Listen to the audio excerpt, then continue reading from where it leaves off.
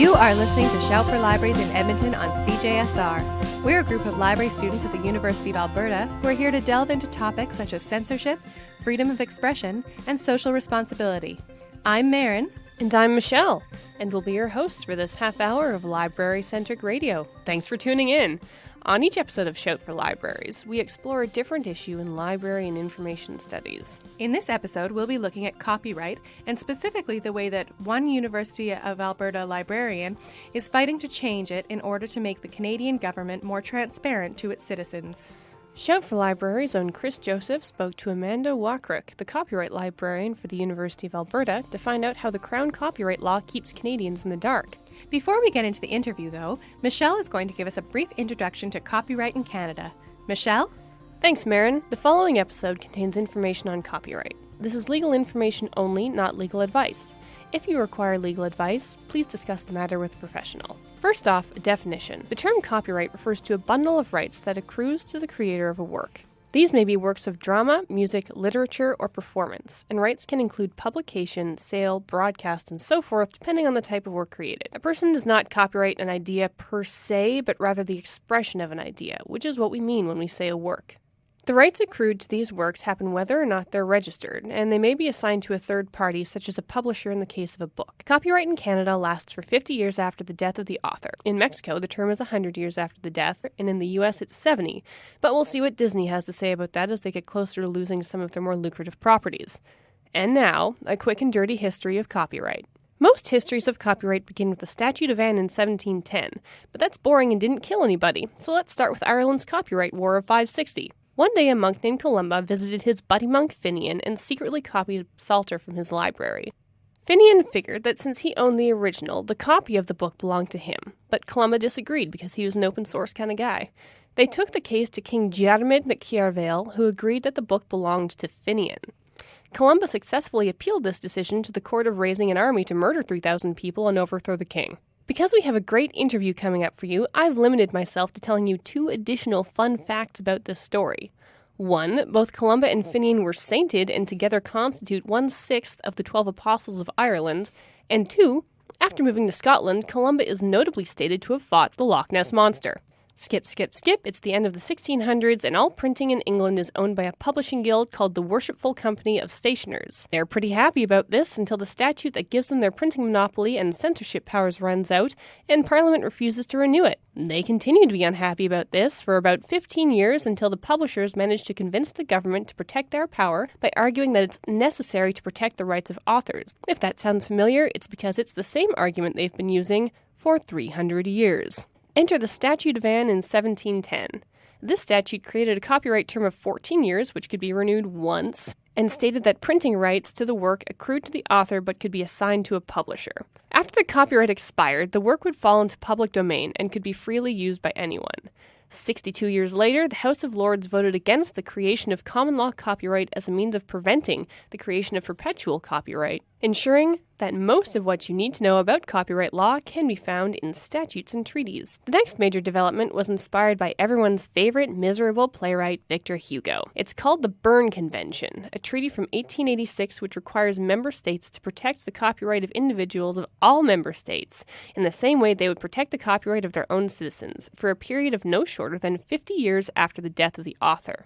Being a British colony, Canada had to sign the Berne Convention in 1886, though we unsuccessfully tried to wiggle out of it in 1889 until Britain angrily cleared its throat in our direction. We got mad at some of the revisions later and refused to accede to the most recent revision, which took place in 1971 until 1998. Our reasoning for being difficult can generally be summed up as having a smaller and less lucrative printing industry, which was a net importer of copyright works, and our developing desire for sovereignty and the need to make decisions independently of political and economic superpowers, namely Britain and the United States. Canada finally got its own Copyright Act in 1924, and it remained largely the same until 1988, when a number of societal changes began to force us to modernize. The main issues at play were, of course, advancing technology and the addition of new treaties like NAFTA that dealt with issues of intellectual property. Overall, the trend has been to expand the purview of copyright and to increase penalties for violations. In 2012, a mandatory 5-year review was instituted to ensure that copyright law remained up to date in a world of fast-paced innovation. And hey, that means it's copyright review time. The essential purpose of copyright in Canada is to balance the rights of copyright holders and the consumers of their work with an eye to achieving the best possible outcome for the general public. So, what does this goal put on the menu for reform? Michael Geist of the University of Ottawa has pointed out that Innovation, Science and Economic Development wants to fix the fact that copyright laws limit the datasets used in creating better artificial intelligences. There are also concerns over the lack of efficiency and transparency from the Copyright Board of Canada, which is maybe less exciting, but still pretty important. Add into the mix the renegotiation of NAFTA and maybe the TPP just for kicks, and Canadian copyright experts might be in for a headache of a year. This brings us to Chris's interview with the University of Alberta's own copyright librarian, Amanda Walkeruk, who will be explaining how the policy of Crown copyright fails to uphold the purpose of Canadian copyright and why this affects you. My name is Amanda Walkeruk, and I'm the copyright librarian at the University of Alberta. So, copyright librarian. It's two words that a lot of people, even in the library profession, probably don't imagine go together. So tell me a bit about the role of a copyright librarian and what does your work actually entail? Well, my work is actually not that dissimilar from most public service librarians on campus. I spend a lot of time developing and offering services and programs that are geared towards helping people acquire or develop information literacy skills. Obviously, as a copyright librarian, my focus is on copyright. So that means offering workshops that are focused on academic units or administrative units on campus, or providing guest lectures to specific courses on campus. So I have a lot of meetings with faculty members, graduate students about copyright issues specific to their work. Now, copyright librarianship is also very different, and I think the obvious one is having the sensibility around the law and being interested in learning about changes in case law and legislation related to copyright. I'm continually leaning on my early days when I was very interested in law librarianship. I need to be able to talk about the law but not provide legal advice. And that's a certain sensibility that's not as acute in other areas of librarianship, with the exception of legal librarianship. I'm often working with academics and grad students who are actively engaged in both creating and using copyright materials. So those conversations can become very interesting because copyright law is about providing a balance to incentivize the creation of new works but also support the public good through the distribution of those works. So on its surface, those things can seem to be very much at odds, especially when you're talking about commercial use of work, etc. So the conversations can be very interesting and engaging, and often in a classroom setting that means talking about case law where the class is completely divided on how the decision should have came out. You're not really operating in a legal counsel capacity, but essentially you're a bridge, which is very much connected to sort of the core value of librarianship.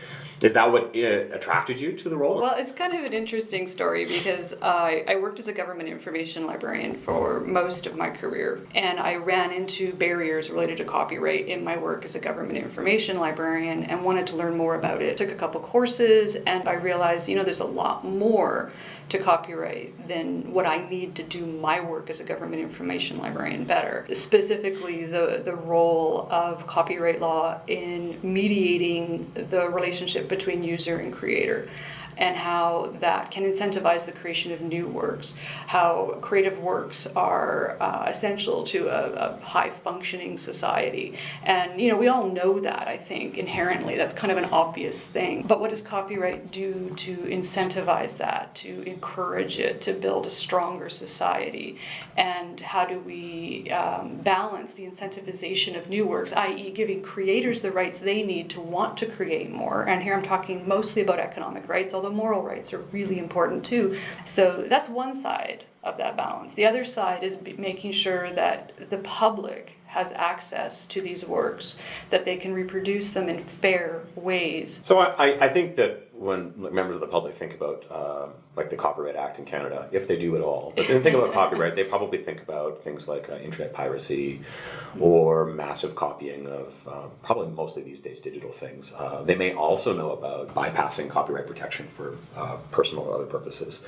But in an academic library context, are there any other sort of specific challenges to copyright librarianship? In my work, I see a lot of challenges tied to copyright chill, which can be defined in a number of ways. But for me, here on campus, I think of it as a fear to do something because you're afraid of the copyright implications. And with students and instructors, I see a lot of hesitancy to rely on fair dealing. There's a lot of fear around using rights that are available to them in the first place.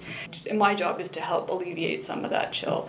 I also see professors, researchers on campus that are unsure of publishing agreements and are a little bit frustrated by having to sign away their copyright or sign away a lot of their rights. And in all of those cases, those challenges, a little bit of copyright education can go a long way. I've had a lot of professors over the last few years that I've worked with who've happily come to make small changes in publishing agreements that allow them to do what they need just by asking, just by talking. Publishers are much more open to making changes than you might think.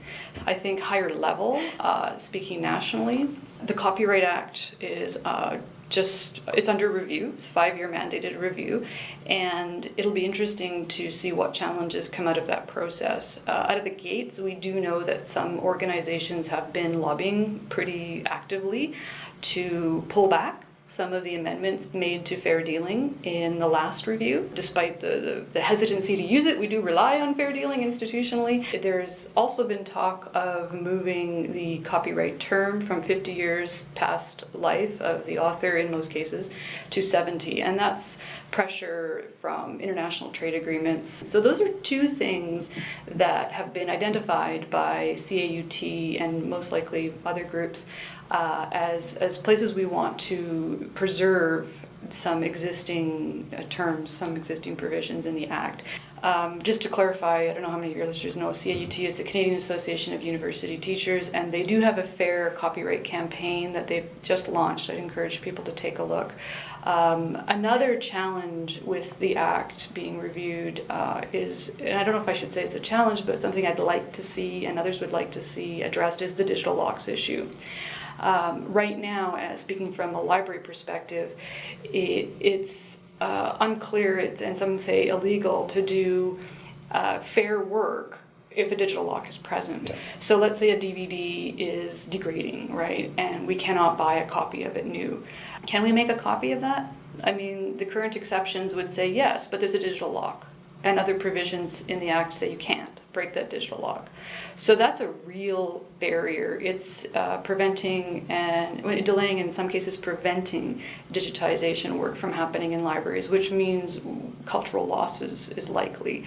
That's a challenge that I'm hoping the Act will help address.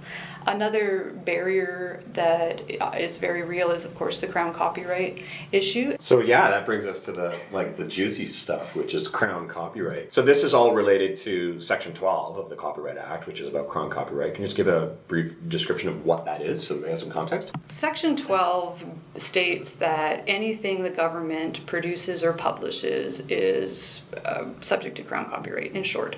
This is a really antiquated provision. In essence, it's giving the government the sole right to reproduce, produce, distribute, etc., any works it creates. This is something that, as far as I can tell, was basically copied and pasted from the UK's 1911 Act. On the ground, what it means is that if you or I, as a Canadian citizen, resident, taxpayer, wants to reproduce or redistribute a government work, we need to ask permission or be knowledgeable enough about the Act to feel confident that we can rely on an infringement defense or user right.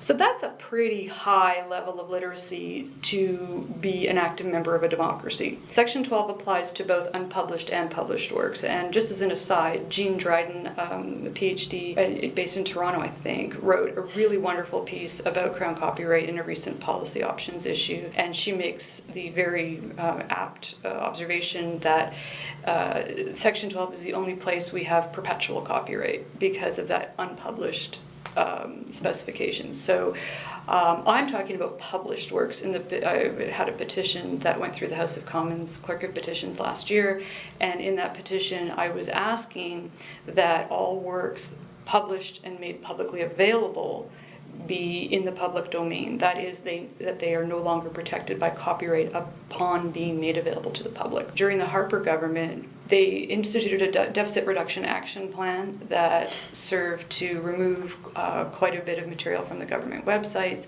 I think on a previous episode of this podcast, Michael McNally talked about, I think he said 50% or more. He should know. He has tons of ATIP documents on this. I worked with him to try to identify just how much was being removed. So it was in that context of sort of mass removals of content from government websites that myself and other universities in this country tried to web harvest content because we knew it was being removed. And there's nothing inherently wrong with cleaning up your websites. I want to make that clear. We were never trying to stop basic maintenance, but it was material that was being produced by our government, being made available openly, and then being removed. And we knew that was happening, so we were trying to harvest it. Sometimes permission was asked. And when we asked permission to do this, sometimes we would get a yes, and often we would get a no. And it was that inconsistency and that refusal to allow us to do our work that sort of sparked my interest in Crown copyright as an issue, because that's what was being cited as the reason for not being able to harvest this material. So I know that we had, at least federally, like a Crown copyright licensing office until 2013. Do you think that some of the challenges with administering or understanding the issues of how to interpret Section 12 is as a result of that office not being around anymore? They decentralized the function, and CCL was very helpful to me and my colleagues because they would provide clarification. So while some of the confusion I think is certainly related to the decentralization post-2013, I think there's a more fundamental reason to review this provision. In my opinion, the government has a moral imperative to communicate with its citizenry, and communicate means more than just broadcast. Yeah. It means allowing citizens to engage with the works of their government, and that might mean reproducing them. That might mean redistributing them. In our case, it meant acting as stewards. And I should also mention that, it was, I think, the late 1890s when the U.S. government recognized the importance of access to government information for a functioning democracy, and basically made their federal public works public domain by default. It's really interesting because as you're talking, I'm also thinking about, as I know you've written about the Canadian government's commitment to open government, capital O, capital G, and they seem to be bandying that line about. And I also know, I don't know if you're following the discourse now about Bill 58, which is the review of the access to information, where it seems as though the current debate in the House of Commons is centered around the Liberal government basically saying that they don't need to worry about access to information because everything is going to be open. And so if everything's open, then you don't need access to anything. And I'm wondering if that same line, I kind of get the sense that it's being used almost as a defense against having to change the Copyright Act, because you can basically go, well, if we have a commitment to open government, but when it actually gets down to applying it, that there doesn't seem to be the devil's in the details, so to speak. The devil's in the details. That's the phrase, isn't it? I mean, a big part of open government is accountability. That's one of the principles behind the Open Government Initiative, and I'm speaking about the Open Government Partnership worldwide now as well. And their definition of open, OGP's definition of open, if you follow enough of their material, it includes the ability to reuse and reproduce work freely. And the Canadian government should be proud of the open data initiatives that they've instigated. But when you look at publications, it's a very small subset that has that open government license. Very small. I think last time I checked it was like under 200 or something. And we're talking, easily 250,000 publications that it could apply to. So yeah, the devil's in the details, and it's been quite frustrating. And again, working in government information for many years. It was really frustrating because, again, this is the Harper government. They announced a virtual library that was going to do this open stewardship role, and we were very excited. And open government license was announced. We were very excited. All this sounded wonderful. And then fast forward, 7-8 years, and fewer than 200 publications are actually available through that open government license. Wow. I'm a big supporter of open government and open by default. I don't see where Crown copyright serves that mission. It seems antithetical, really, to the goals of open government. Mm-hmm. A Crown copyright petition that you basically helped instigate last year was running through May through September. You got, 3 or 4 times the minimum required number of signatures to have this pass through, and the gist of the petition was basically saying add 12.1 to the Copyright Act, which basically says that any published works by the government would be free from copyright, right? So we know that petition was submitted in at the end of September, and the government had a response in December, and the response was. What was your reaction to the response when you got it? I should say that the government reiterated their commitment to open government, and they basically said through their response that the issue was complicated, and that they were interested in making sure that agencies had the ability to enable cost recovery, and there's some notes about quality assurance and some other interesting terms in there. So what was your reaction when you got that response? Well, I was surprised it was so short, first of all. I was pleased that there were 2 responses, one from Heritage, one from ISED, and I read them very carefully. They were almost identical, but not quite, although the differences seem insubstantive. I was heartened to see the open government, the affirmation of that. That was good. And I was heartened to see that there's recognition that this may be part of the review of the Act. I would have liked to have seen stronger language there. I was confused by some of the other things that you mentioned, specifically the reference to complexity. The Copyright Act is complex. Copyright is complicated. It has to be to try to achieve this balance. I don't see how Crown copyright is any more complicated than that. The references to cost recovery are certainly in line with what we've been hearing from multiple governments over many years.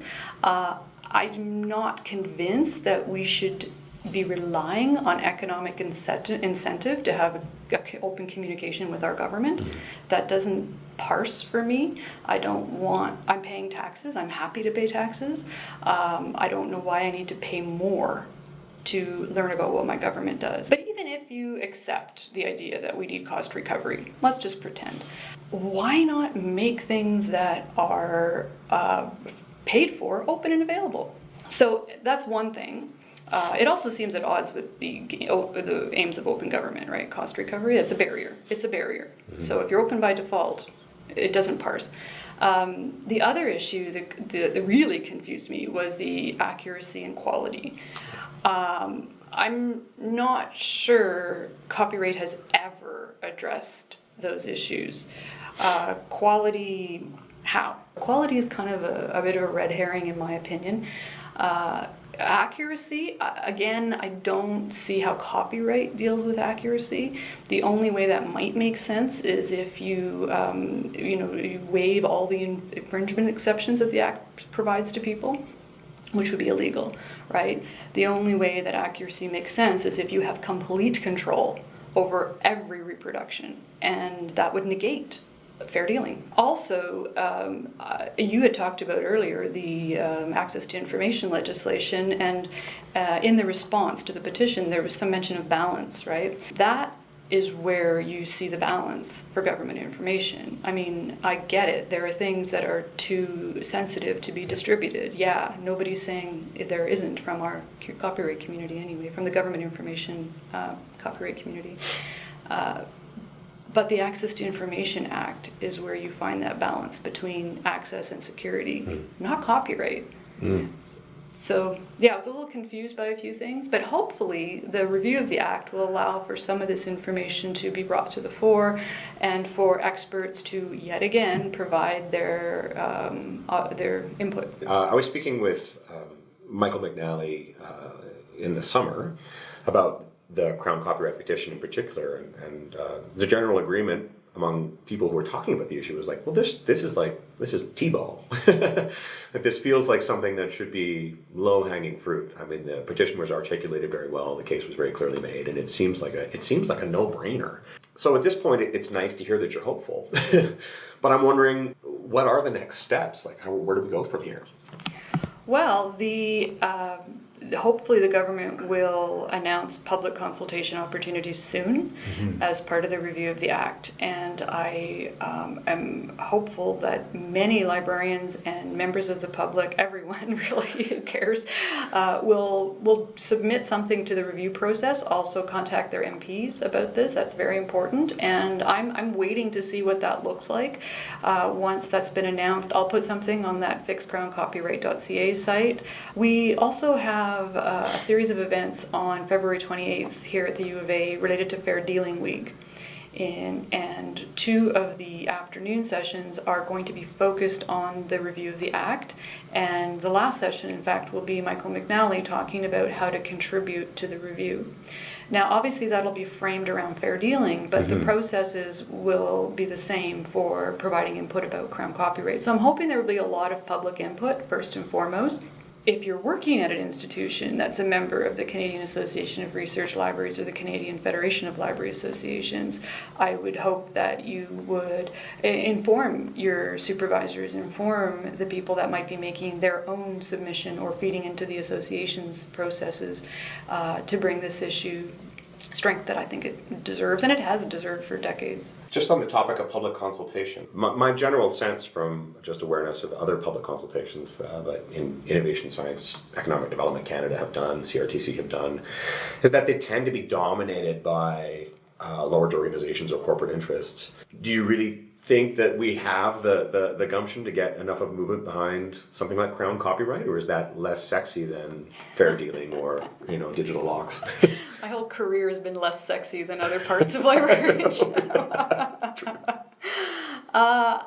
I hope so. I think that there's a really neat opportunity with Crown copyright because there's a lot of commercial interest too. I mean, this is one of those things that is a barrier not just to the library archives and museums. It's a barrier to corporations as well. And I received so much feedback on this petition from all sectors. So maybe this is one of those issues that hopefully framed correctly and publicized correctly will gain the traction needed. But yeah, we're not kidding ourselves here. Nobody has money for lobbyists on this issue. And I mean, I'm doing this off the side of my desk. So the Crown stuff is based on what I feel is a professional duty. I didn't want to be the one making this case. I just felt like someone needed to do it. So it's my duty. I feel very strongly that it's my responsibility to do this work. It doesn't come natural. Is there anything else related to the Crown copyright issue or anything that I forgot to ask you that you wanted to make sure you mentioned?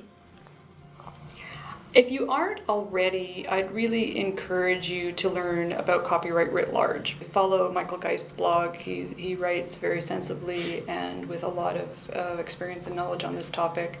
He's a professor at the University of Ottawa. Access to information is at the heart of a functioning democracy. So it's unfortunately something that people don't think about until it's challenged. And we need to work to make sure that doesn't happen. Nice way to close. Thank you so much. If you're just tuning in, this is Shout for Libraries on CJSR, and that's it for today's show. A special thanks to Anoop Hadihan, aka Anoop Scoop, who composed our theme music. We hope that you enjoyed today's episode. To have a look at Michelle's sources and suggested further reading on copyright, find the sources mentioned during Chris's interview with Amanda, or to find extra information about this year's upcoming copyright review, you can visit our Facebook page at Shout for Libraries or tell us on Twitter at Shout4Libraries. Once again, this has been Marin And Michelle. and we have been your hosts for this half hour of library-centric radio. Catch us on the next episode of Shout for Libraries.